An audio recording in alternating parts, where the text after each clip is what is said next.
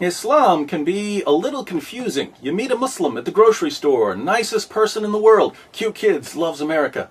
Later that day, you turn on your television and wait a minute, some other Muslim just blew up the grocery store.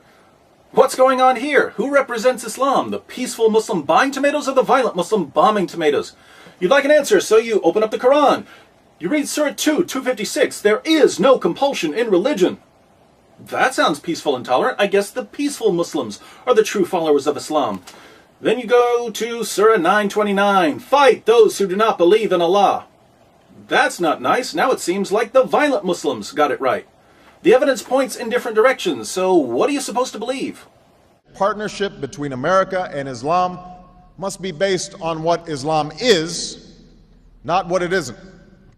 If you've ever wondered why there are both peaceful and violent passages in the Quran, if it's ever bothered you that Muslims demand religious tolerance in the West while Christians and Jews can't build churches or synagogues in Saudi Arabia, if you've never quite grasped why organizations like CARE or ISNA claim that Islam is a religion of peace while they support terrorism behind the scenes, welcome to the most important video you'll ever watch.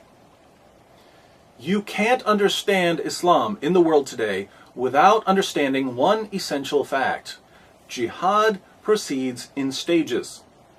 As the tiny tadpole grows into the bellowing bullfrog, as the lowly acorn becomes the mighty oak, as adorable Parent Trap Lindsay Lohan transforms into whatever she is now, so also the tolerant toddler of peaceful Islam eventually goes through puberty. That's when we all find out what full-grown, Jew-hating, church-burning, wife-beating, apostate-killing, Allahu Akbar yelling Islam is really like in all its blood-spattered glory. Whether you look at the life of Muhammad, or the early Muslim community, or the Quran, or the Hadith, or the Sirah literature, or classical Muslim commentaries, or modern Muslim scholarship, or the spread of Islam in the world today, you will find the exact same pattern.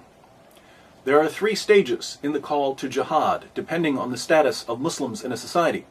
And if you understand these 3 stages, you'll understand Islam, 14 centuries of Islamic history, and the situation we're in right now. Partnership between America and Islam must be based on what Islam is, not what it isn't. Stage 1. Stealth jihad. When Muslims are completely outnumbered and can't possibly win a physical confrontation with unbelievers, they're commanded to promote peace with non-Muslims and to preach a message of tolerance. For instance, when Muhammad and his followers were a persecuted minority in Mecca, they criticized the beliefs of the polytheists, but they did so peacefully. The revelations Muhammad received during this time proclaimed a future judgment for unbelievers. Allah will one day punish those who reject Muhammad. But in the meantime, to each his own. Live and let live. Coexist. A characteristic chapter from this period is Surah 109. As the Holy Quran tells us, Say, O unbelievers, I do not serve that which you serve, nor do you serve him whom I serve, nor am I going to serve that which you serve, nor are you going to serve him whom I serve. You shall have your religion, and I shall have my religion. Muslims in the West point to passages like this as evidence that Islam is inherently peaceful. But we know from Muslim sources that while Muhammad was calling for religious tolerance in Mecca, he was already planning to conquer the world in the name of Allah. He even tried to lure pagans to Islam by promising them victory over the non-Arabs. Let's look at a passage. One day, some of Muhammad's tribesmen went to his uncle Abu Talib because they wanted to arrange a truce with Muhammad. They wanted Muhammad to stop criticizing their beliefs. Watch what happens. Abu Talib sent for the messenger of Allah, and when he came in, he said, Nephew, here are the sheikhs and nobles of your tribe. They have asked for justice against you, that you should desist from reviling their gods, and they will leave you to your God. Uncle, he said, shall I not summon them to something which is better for them than their gods? What do you summon them to? He asked. He replied, I summon them to utter a saying through which the Arabs will submit to them, and they will rule over the non-Arabs.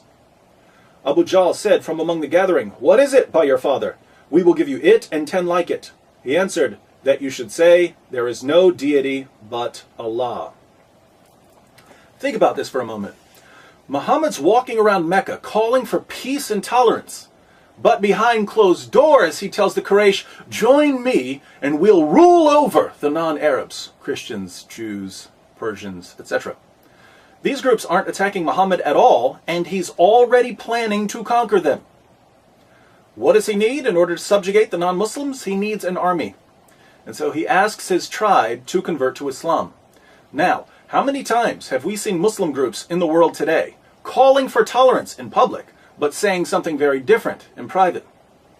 Goes back to Muhammad. One of the key features of stage 1 is taqiyya, concealing Islam's true intentions in order to protect the Muslim community.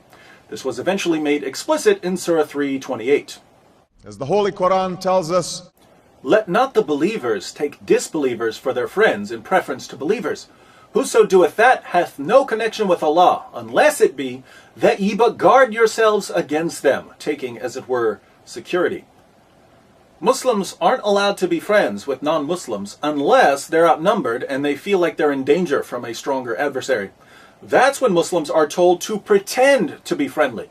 One of Islam's greatest scholars, Ibn Kathir, comments, in this case, such believers are allowed to show friendship outwardly, but never inwardly. Abu Darda, one of Muhammad's companions, put it this way, we smile in the face of some people, although our hearts curse them. Assalamu alaikum.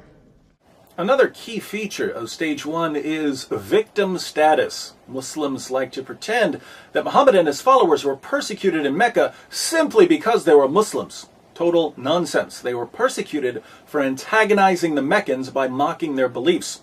We read in At-Tabari, the Messenger of Allah proclaimed Allah's message openly and declared Islam publicly to his fellow tribesmen. When he did so, they did not withdraw from him or reject him in any way until he spoke of their gods and denounced them. When he did this, they took exception to it and united in opposition and hostility to him, except for those of them whom Allah had protected from error by means of Islam. Notice that the pagans of Mecca had no problem with Muhammad preaching Islam. They became angry when he began attacking their beliefs, and they had to put up with quite a bit. Listen to this description of what the pagans went through in their own words. We have never seen the like of what we have endured from this man. He has derided our traditional values, abused our forefathers, reviled our religion, caused division among us, and insulted our gods. We have endured a great deal from him. Assalamu alaikum. Muhammad was condemning their beliefs and their values. He was causing division in the city. Not too extreme from a Western perspective. What's interesting is that when the people of Mecca responded in kind and mocked Islam, Muslims said, oh, they're persecuting us. What evil people attacking us because of our beliefs. Double standards. One of the goals of the stealth jihad stage is to give Islam a privileged status above other religions. But Muhammad's constant antagonism towards the Meccans did lead to actual persecution. And this persecution of the early Muslim community was the best thing that ever happened to Islam. When people heard that poor, defenseless Muslims were being mistreated, they rushed to Muhammad's aid. The Christians of Abyssinia, the Jews of Medina, and various pagan groups all agreed at one time or another to protect Muslims from the mean, bigoted Islamophobes in Mecca. Now keep in mind, Muhammad was already planning to conquer all of these people. But they didn't know that. All they knew was that Muslims were being persecuted and they wanted to help. Once Muhammad and his followers had formed enough alliances and were no longer at the mercy of the Meccans, the message of the Quran suddenly changed. Partnership between America and Islam must be based on what Islam is, not what it isn't. Stage 2. Defensive jihad.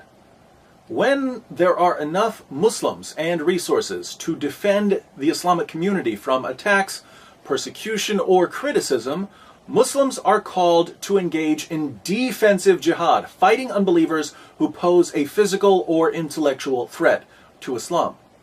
After the city of Yathrib, now called Medina, agreed to protect the Muslim community, Muhammad and his followers left Mecca, and they were given permission to fight. Surah 22, 39 to 40. As the Holy Quran tells us, Permission to fight is given to those upon whom war is made because they are oppressed, and most surely Allah is well able to assist them, those who have been expelled from their homes without a just cause, except that they say, "Our Lord is Allah." Did you catch that? According to the Quran, Muslims were kicked out of Mecca simply because they believed in Allah. We've already seen that the Meccans had no problem with Muslims believing in Allah, or even with Muslims preaching Islam. They had a problem with Muhammad mocking their religion and causing division in their city. But again, Muslims needed victim status for their protection, so I guess Allah decided to fudge history just a little. And throughout history, Islam has demonstrated through words and deeds the possibilities of religious tolerance and racial equality. Now that Muhammad had several non-Muslim groups ready to defend him, he turned to the primary tactic of stage 2, terrorism. The people of Mecca depended on the caravan trade for their survival. Anyone who had money would invest it, hoping to get back something extra to feed their families. If a caravan was robbed or didn't return, children might starve. So instead of living a peaceful life in Medina, Muhammad started attacking the Meccan caravans. Muslims launched 7 attacks against the caravans, and the Meccans never retaliated. During the 7th attack, Muslims killed a man, and they took the goods and some captives as well. The problem was that it was still the holy month when everyone agreed not to fight. Muhammad was a bit worried about this at first, but then he received Surah 2:17. As the Holy Quran tells us, "They question thee, O Muhammad, with regard to warfare in the sacred month. Say, warfare therein is a great transgression, but to turn men from the way of Allah, and to disbelieve in Him and in the inviolable place of worship, and to expel His people thence, is a greater transgression with Allah, for persecution is worse than killing." Persecution is worse than killing. Yes, we killed a man during the holy month when there was a universal agreement not to fight, but you persecuted us, and that's worse. So don't you dare judge us. The Meccans had been trying to avoid war, but it was clear that the Muslims weren't going to stop attacking the caravans, and that Meccan trade and the livelihood of the city would never be safe. So the pagan tribes sent an army to protect the next caravan. Muslims attacked and defeated the Meccans at what became known as the Battle of Badr. Notice that the first real battle between Muslims and non-Muslims was a result of non-Muslims trying to protect themselves from Muslims terrorizing their trade routes. Islam has a proud tradition of tolerance. It didn't take long for Muhammad's protectors to realize that they had been duped. Muslims weren't quite the innocent victims they had claimed to be. Muhammad and his followers were far more greedy and violent than the pagans they were now attacking. But these disillusioned defenders soon learned that once you agree to support Muhammad, you don't get to change your mind. Anything other than perfect allegiance to Muhammad becomes grounds for expulsion, seizing property, enslavement, or annihilation. 3 Jewish tribes in Medina found that out the hard way. A proud tradition of tolerance. Non-Muslims also learned that no matter how much they disagreed with Muhammad's campaign of violence and intimidation, they had to keep their mouths shut. Muhammad began ordering the assassination of critics during stage 2. People who spoke out against Islam or wrote poems about Muhammad were brutally murdered. And the citizens of Medina, the very people who had invited Muslims into their city, saw their rights rapidly disappearing in the name of Allah. Tolerance, tolerance, tolerance. Stage 2, then, is characterized by defensive fighting those who attack the Muslim community in some way.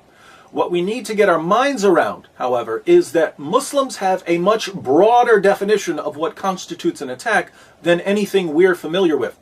Persecution and military aggression certainly count as attacks, but as we've seen, criticizing Islam counts as an attack. Backing out of alliances after you figure out Muhammad's true intentions counts as an attack. And in the defensive jihad stage, Muslims are ordered to respond to these attacks with physical violence and terrorism. Partnership between America and Islam must be based on what Islam is, not what it isn't. Stage 3, offensive jihad. When Muslims establish a majority and achieve political power in an area, they are commanded to begin offensive jihad. Once Mecca and Arabia were under Muhammad's control, the message of the Quran changed yet again. Suddenly, Muslims weren't just told to fight against aggressors. They were commanded to fight non-Muslims simply for being non-Muslims. As the Holy Quran tells us, O Prophet, strive hard against the unbelievers and the hypocrites, and be unyielding to them. Surely Allah has bought of the believers their persons and their property for this, that they shall have the garden. They fight in Allah's way, so they slay and are slain. O you who believe, fight those of the unbelievers who are near to you, and let them find in you hardness. tolerance, tolerance, tolerance. If Muslims have the military strength to expand their political power and to violently subjugate non-Muslim populations, forcing these non-Muslims to pay tribute, the Quran commands them to do so. Surah 9:29. As the Holy Quran tells us, Fight those who believe not in Allah nor the last day, nor hold that forbidden which hath been forbidden by Allah and His Messenger, nor acknowledge the religion of truth from among the people of the book, until they pay the jizya with willing submission and feel themselves subdued. This verse doesn't order Muslims to fight oppressors or even critics. It orders Muslims to fight those who don't believe in Allah. tolerance, Tolerance, tolerance, tolerance, tolerance, tolerance, tolerance. We find similar teachings in Islam's most trusted collections of ahadith. Sahih al-Bukhari 69:24. Muhammad said, I've been ordered to fight the people till they say, La ilaha illallah. None has the right to be worshipped but Allah, and whoever said, La ilaha illallah, Allah will save his property and his life from me.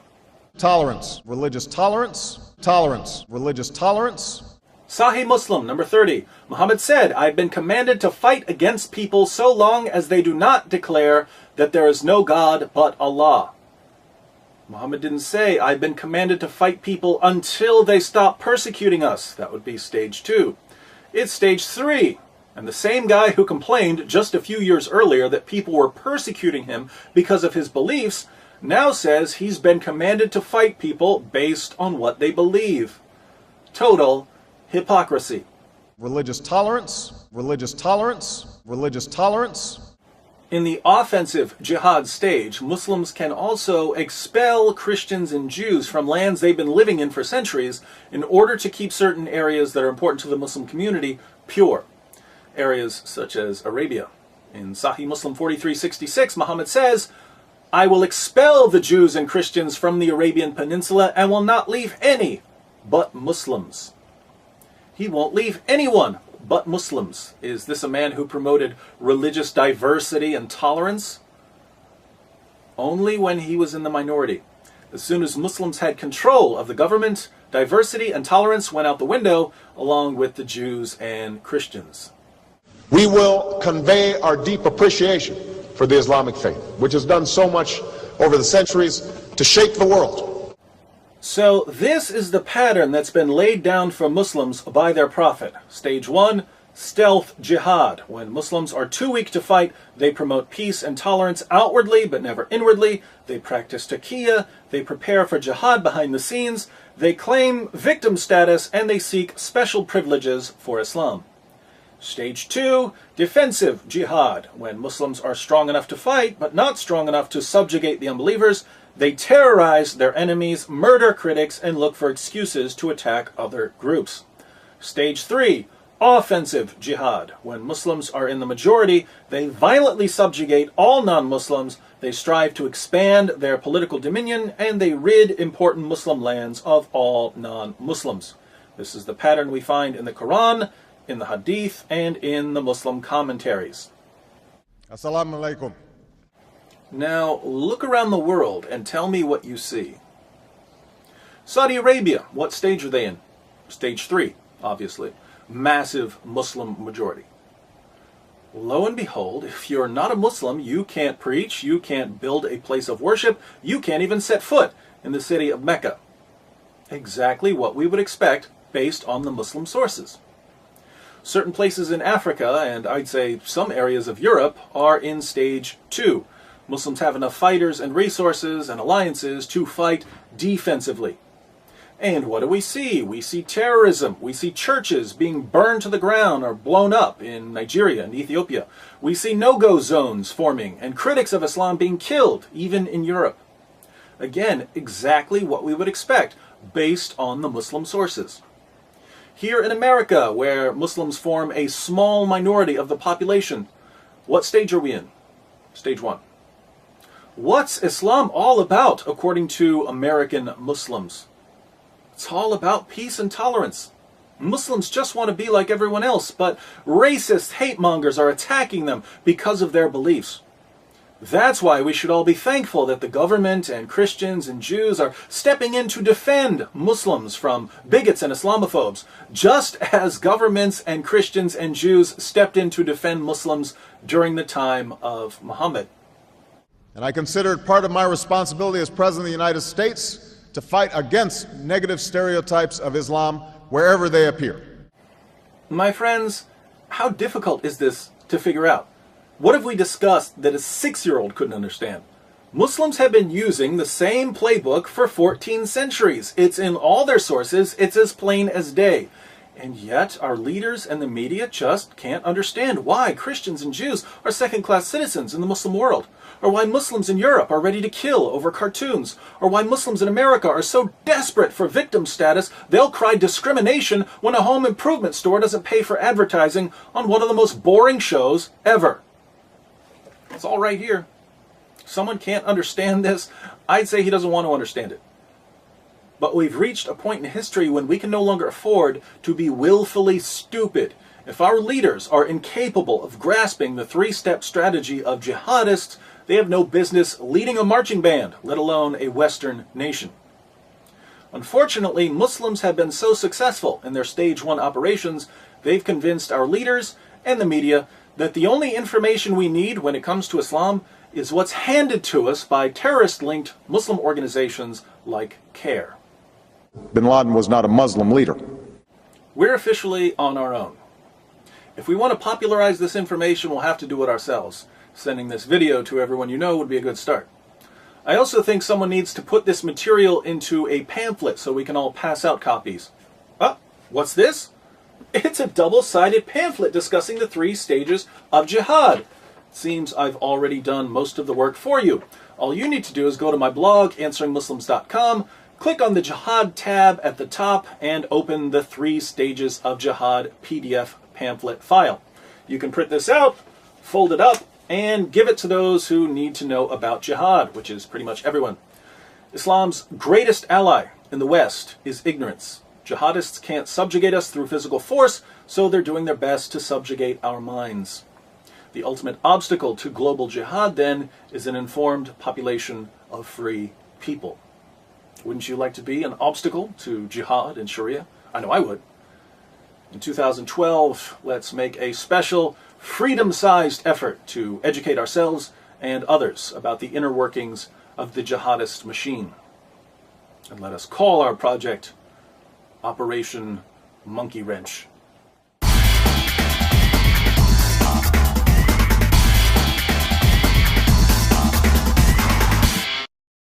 I think it's important to add a quick appendix on westernized Muslims. I've said in this video that Muslims in stage 1 are commanded to deceive non-Muslims in order to keep us ignorant of Islam's violent goals.